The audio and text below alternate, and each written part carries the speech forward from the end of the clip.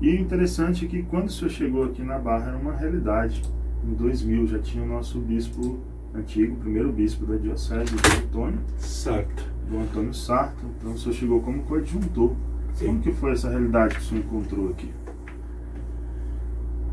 Antes de tudo, né, eu tinha vindo aqui na região, né, porque em 1994 a congregação, a província tinha acolhido, administrar a paróquia de Canarana, Paróquia Nacional Auxiliadora. Isso foi em 93.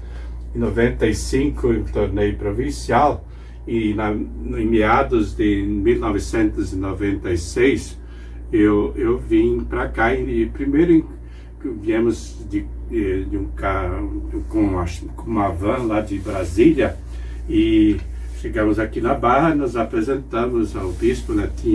Estávamos presentes todos os conselheiros, justamente para conhecer a obra, a paróquia lá em Canarana. Também então, passamos aqui na Barra do Gás, tivemos um encontro com o Dom Antônio, né? Que ficou muito feliz com a nossa chegada e já aproveitou a oferecer a paróquia Nossa Senhora Aparecida lá de Água Boa, né?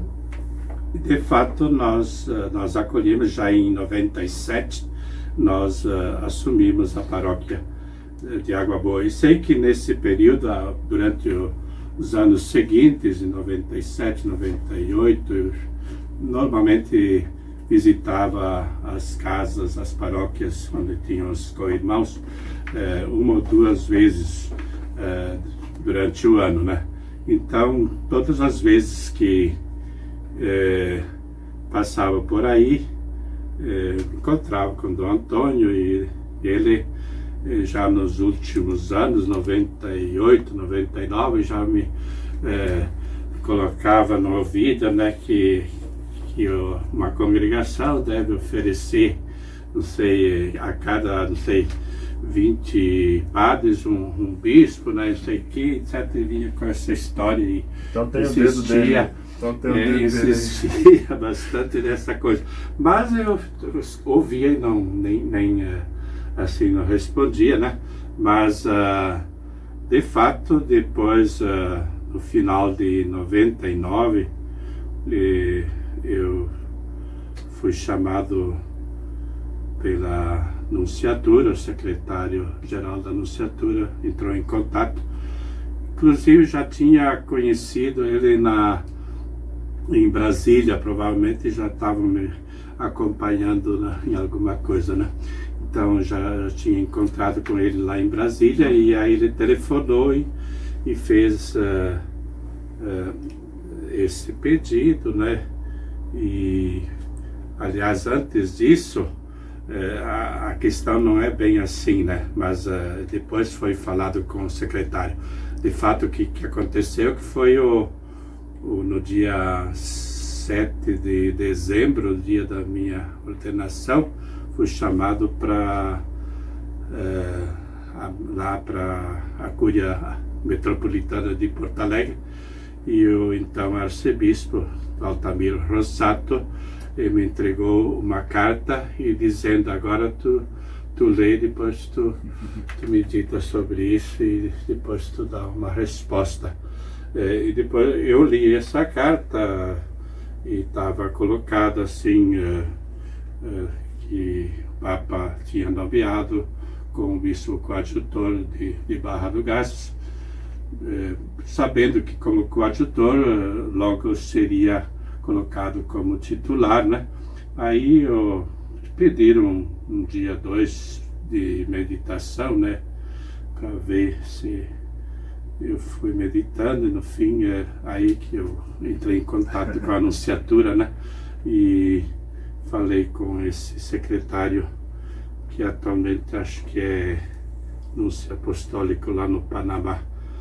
Agora, por causa um pouco da Covid, eu perdi um pouco as memórias, né? Mas com o tempo já iria recuperar, né? Mas vocês ouvintes, o Dom Protódio tem uma memória muito boa, somente da geografia das coisas, né? Então ele consegue ver os lugares, a geografia dos lugares. Entender, né, o local. Então, tenho meu sim, mas aí, para a publicação, a questão foi assim, nós tínhamos um capítulo geral, do qual o provincial mais 2 escolhidos iriam participar. Eu pedi para que o anúncio fosse feito durante o capítulo geral. Isto foi em janeiro, né? E o anúncio foi no dia 26 de janeiro. Aí tinha 2000, né? Pois é, durante 1 mês e meio eu tive que manter o segredo, né? Pontifício, né? Aquela questão, né? Evidente que poucas pessoas souberam. Eu sei que meu ajudante lá na província, o ecônomo provincial, recebeu essa comunicação a nível da província, e lá em Roma o superior geral, né, também receberam essa comunicação, mas aí tivemos que zelar, né, e até no dia anterior pediram para fazer essa comunicação. Eu achei que era indevida, né, que só poderia ser comunicado, mas isso foi feito assim, colocado que havia uma notícia que no dia 26, lá em Roma, na casa Monsenhor Aurélio Bracciarini, lá nós iríamos reunir para celebrar. E quando estava durante o capítulo, me telefonou também o arcebispo cardeal da Congregação dos Bispos de então, né, que era Dom Lucas Moreira Neves, né, que foi arcebispo lá da Bahia, São Salvador, que tinha sido nomeado, aliás, ele era presidente da CNBB naquela ocasião, e foi levado a Roma, né, para ser o presidente e ele entrou em contato e desejava também participar, né.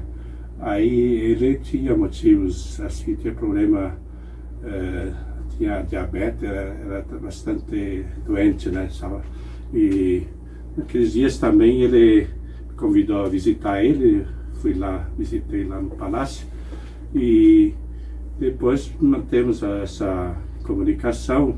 Acho que um dia antes ou depois, ele estava muito frio em Roma, era no período de janeiro, né, período de muito frio, né, e ele mais ou menos assim dizia, né, que talvez seria difícil de poder de participar. Daí eu disse, não, o superior geral vai buscar o senhor, vai ter problemas, ele vai ficar lá perto, e então e aí de fato teve uma pequena assim celebração que estava presente o cardeal, né, e foi um momento muito comovente, né. Sim.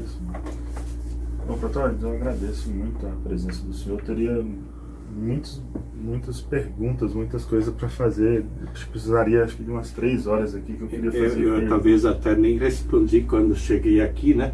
No sentido que eu encontrei uma diocese bastante carente, né, em todos os sentidos, né?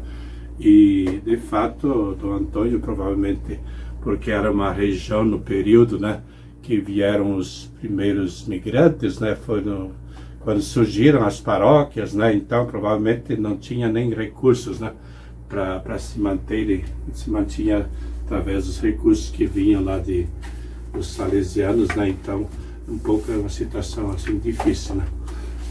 Nós vivemos na nossa diocese um momento da graça, porque principalmente quando a gente fala de vocação, hoje nós temos vamos dizer assim, em comparação, uma grande evolução nos vocacionados, né, a vida sacerdotal, a vida religiosa. Então o senhor está nesse período também de transição, né, então nós queremos aqui agradecer ao senhor por tudo que o senhor fez e assim, por tudo que o senhor né, então Que Deus abençoe sempre a vida do senhor.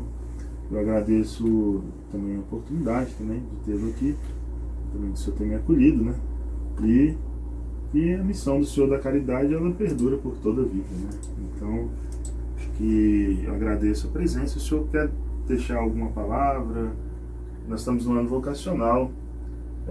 Como eu disse no início, o ano vocacional ele não é somente para as vocações sacerdotais, religiosas, mas como bem o senhor disse através da sua história, toda vocação ela surge da família, então do berço familiar. Então, infelizmente, hoje se perde um pouco isso, a questão da oração em família, da missão em família, daqueles hábitos familiares. Então, acaba que a família é alvo. Então, a própria doutrina social da igreja ela fala que a família é a célula vital da sociedade. Então, qual a mensagem que o senhor deixa para todo o povo de Deus, o povo do Senhor também, né, que foi confiado ao Senhor como bispo dessa diocese? Eu acredito que as circunstâncias, as realidades dos últimos anos, né, eles foram assim difíceis, né, através da pandemia, né, mas foram momentos também de muita graça, né. Foi nesse período que tive a graça de ordenar uns 6 sacerdotes, se não me falha a memória, né, mas na realidade ainda agora, né, então com a ajuda também dos sacerdotes que foram ordenados, né, foi possível, né, que despertasse mais essa dimensão vocacional, né, e só devo agradecer a Deus, aos sacerdotes e também aos fiéis leigos e leigas da diocese pela sua oração, pela participação, pelo envolvimento nessa caminhada que nós tentamos realizar e que foi realmente com a graça de Deus, foi muito, eu realmente tive a alegria de poder encaminhar agora, o próximo que vem, né, terá assim um caminho aberto, acredito, né, para trabalhar melhor, né, todas as dimensões de pastoral, especialmente a dimensão vocacional.